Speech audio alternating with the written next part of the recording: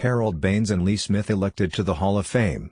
Las Vegas, the Today's Game Committee of the Baseball Hall of Fame, which used to be known as the Veterans Committee, met here at the winter meetings today and voted on the 10 candidates for this year's induction class. The results: Harold Baines and Lee Smith have been elected. They're Cooperstown-bound. Candidates need a 12 of 16 possible votes from the Today's Game Committee. Smith reportedly got 16 out of 16. Baines received 12 out of 16. Lupiniya, also on the ballot, fell one short at 11. No one else got as many as 5 votes.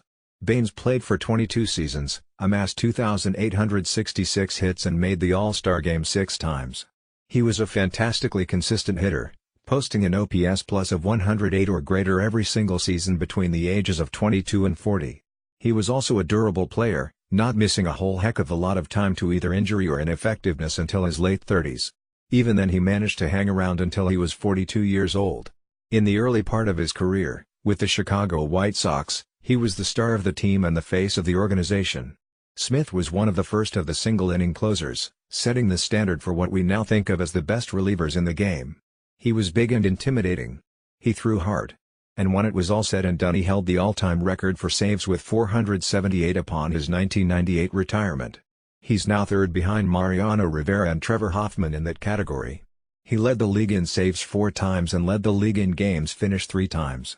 He had 6 seasons in which he averaged more than 10 strikeouts per 9 innings, which was a much greater feat in his day than it is today.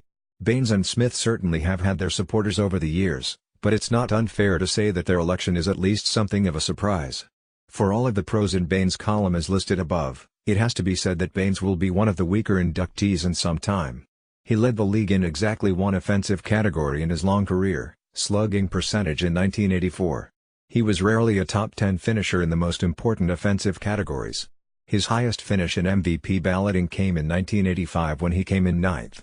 While Baines may have meant a lot to the White Sox in the first part of his career, there is no way one can honestly argue that he was ever the best player in the game or even one of the best 5, 6 or, usually, 10.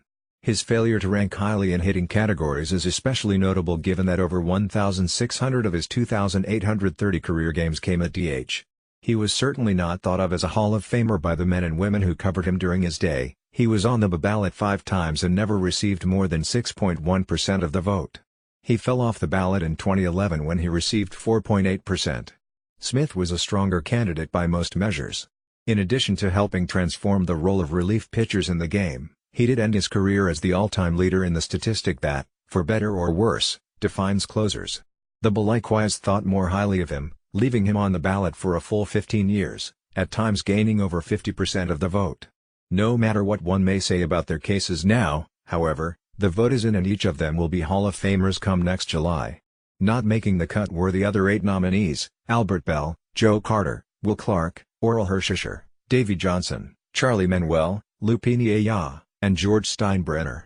The Today's Game Committee consisted of 16 voters: Roberto Alomar, Bert Blyleven, Pat Gillick, Tony La Russa, Greg Maddux, Joe Morgan, John Schuer-Hals, Ozzie Smith, Joe Torre, Ella Vila, Paul Beeston, Andy MacPhail, Jerry Reinsdorf, and media members Steve Hurt, Tim Kirkjian, and Claire Smith.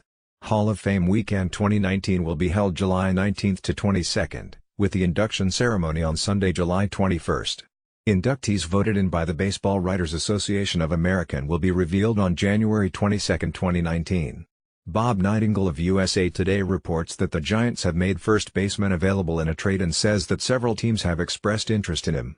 Which is kind of weird, really. Bell turns 31 early next season. He hit .253/.342/.414 with 14 homers over 112 games last year due to a knee injury and time lost to an appendectomy.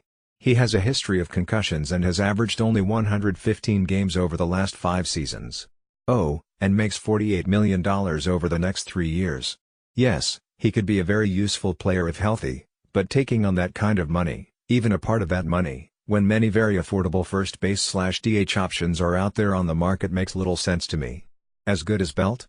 No, I don't think so. But way cheaper and requiring less of a commitment. But hey, rumors are rumors. Let 1,000 flowers bloom.